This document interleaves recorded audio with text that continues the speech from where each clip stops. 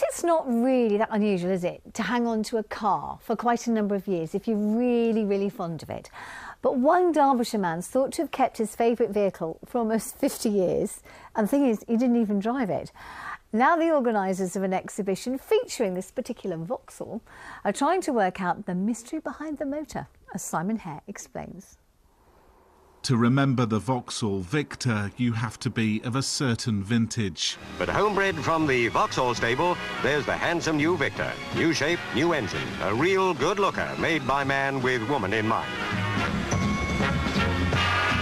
Briefly, once Britain's most exported car, it stopped being made in the mid-1970s. But now one of the last to roll off the production line has turned up with just 86 miles on the clock. We went to have a look at it, and of course it's meat and drink to us, really. It's exactly what we do at Great British Car Journeys, celebrate all these cars that have disappeared. It's a time-warped car, you know, it's not been restored. It's like this, and it's very nearly 50 years old.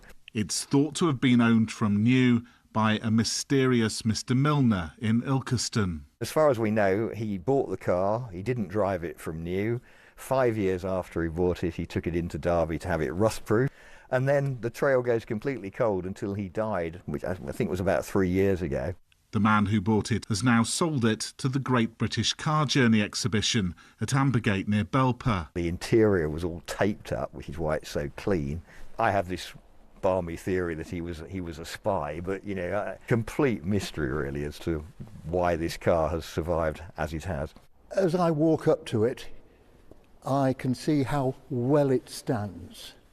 And to find out what it's worth, we brought in a local car dealer with almost 60 years in the trade. It hasn't sagged, and it's just as it was when it came off the assembly line at Luton in 1974.